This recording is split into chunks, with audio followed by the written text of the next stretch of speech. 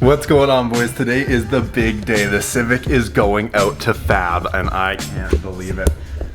We got all the pieces that we need in the back of the car, as well as the exhaust pieces. We just have to get this door open, push this car out because it's just going down the road to fabrication.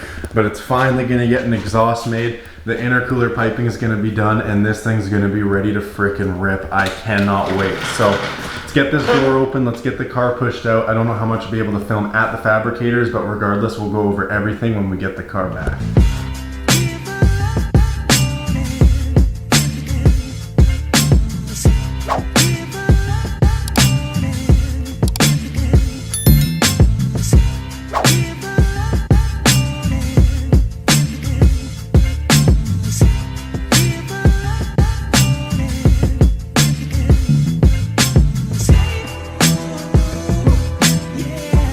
Alright, boys, and here she is looking all sad.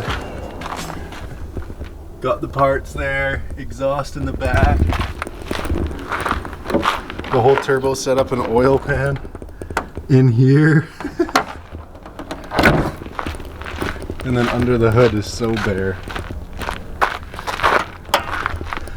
So bare, no more turbo setup, but first thing we're gonna try and get that snapped stud out of there, and then put the manifold with the turbo back on so we can start mocking up the downpipe, and then it's on to intercooler piping.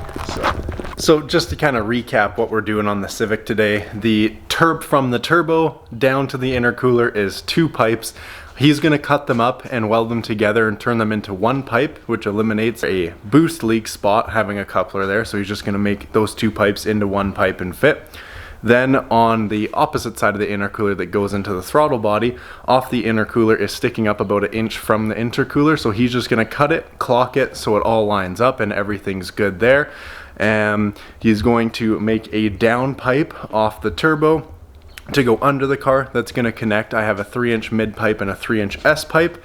And I got all the flanges for those and the O2 sensor bung. So the O2 is gonna go in the down pipe underneath behind the oil pan.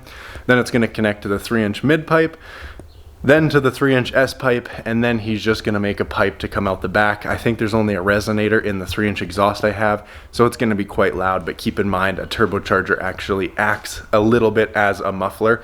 It isn't a restriction kind of, in a way, in the exhaust that quiets it down. If you have, you know, open headers NA versus straight dump turbo, the NA is always gonna be louder. So regardless, it's still gonna be loud, but it should be sick. I really wanna do a hood exit, but I also want to enjoy the car and not get gassed out just going on cruises and whatnot, because this car does a lot more cruising than racing, although we are trying to get into more racing this year. I'd really like to take this thing to the track and see how it does.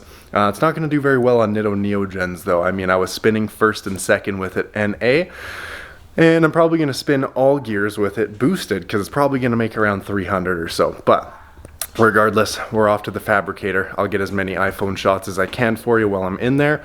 And then once we get the car back in our possession, I will go over the thing top to bottom.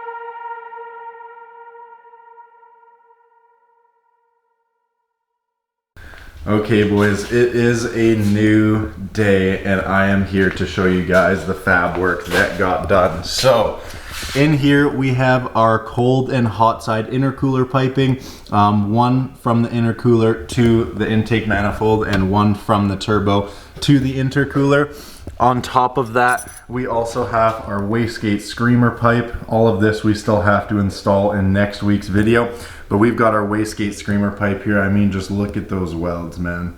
That is absolutely sick. Another thing that he was able to get done for us that's been plaguing this motor for years is getting that snapped exhaust manifold stud off. So that is off and all ready to go.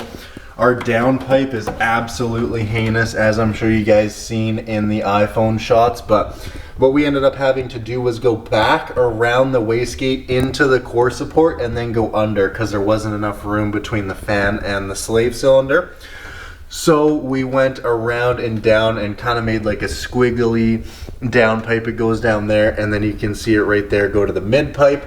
We've also got our O2 sensor bung in the mid pipe that falls just underneath the intake manifold where the OE1 was on the original headers that were on this car. So pretty well everything's good to go. What I've got to tackle today is finding proper bolts that fit this 5-bolt flange because I'm still using mock-up bolts, and we got to get the proper speed factory studs and everything on, but that's going to be in next week's video.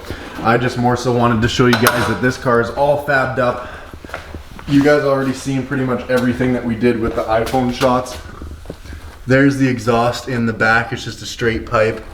And then it's kind of hard to see in dark in there, but make sure you guys subscribe and turn the notifications on so you don't miss next week's video when we actually go to install all these parts on this car. That day was one of the longest days ever. That was almost 14 hours at the fabricator. We got there like 10 in the morning and we didn't leave till almost midnight, but oh my God, was it ever worth it. That was such a sick day, and this car is ready to make some steam. Now the rest of it's all up to me. So next week's video, like, comment, subscribe. I'll see you then, and we can get this thing pretty well ready to boost. Peace.